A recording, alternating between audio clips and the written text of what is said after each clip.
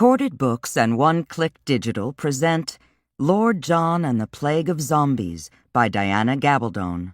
Narrated by Jeff Woodman and directed by Kathleen Gormley. One Click Digital provides free audiobook downloads in partnership with thousands of public libraries. To see if One Click Digital's extensive catalog is available to you, visit your library's website. Author Diana Gabaldon begins this story with the following introduction.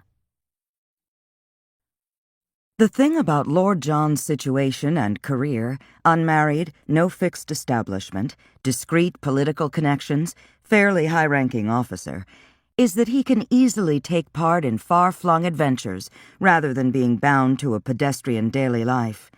To be honest, once I started doing bulges, that is, shorter pieces of fiction involving him, I just looked at which year it was and then consulted one of my historical timeline references to see what kinds of interesting events happened in that year. That's how he happened to find himself in Quebec for the battle there.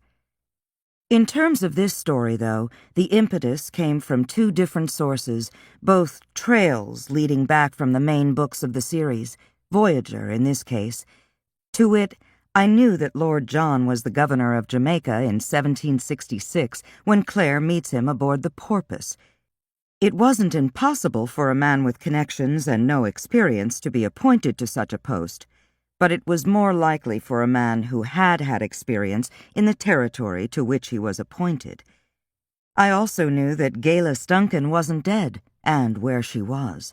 And after all, with a story set in Jamaica, how could I possibly resist zombies? And now, Lord John and the Plague of Zombies.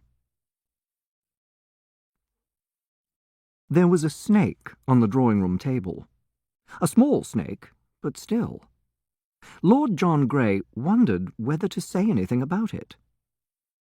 The governor picked up a cut crystal decanter that stood not 6 inches from the coiled reptile, appearing quite oblivious.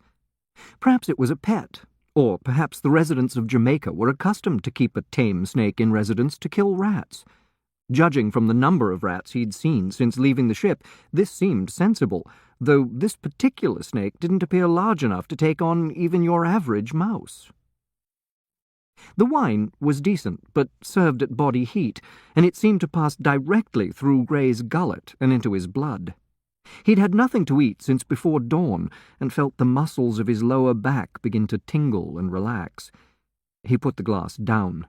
He wanted a clear head. "I cannot tell you, sir, how happy I am to receive you," said the governor, putting down his own glass, empty. "The position is acute." "So you said in your letter to Lord North. The situation has not changed appreciably since then?" It had been nearly 3 months since that letter was written. A lot could change in 3 months. He thought Governor Warren shuddered, despite the temperature in the room. "It has become worse," the governor said, picking up the decanter. "Much worse." Grey felt his shoulders tense, but spoke calmly. "In what way? Have there been more—" He hesitated, searching for the right word. "More demonstrations?" It was a mild word to describe the burning of cane fields, the looting of plantations, and the wholesale liberation of slaves. Warren gave a hollow laugh. His handsome face was beading with sweat. There was a crumpled handkerchief on the arm of his chair, and he picked it up to mop at his skin. He hadn't shaved this morning, or quite possibly yesterday. Grey could hear the faint rasp of his dark whiskers on the cloth. "Yes, more destruction. They burnt a sugar press last month, though still in the remoter parts of the island. Now, though—" He paused, licking dry lips as he poured more wine. He made a cursory motion toward Grey's glass, but Grey shook his head. "They've begun to move toward Kingstown," Warren said. "It's deliberate, you can see it. One plantation after another, in a line coming straight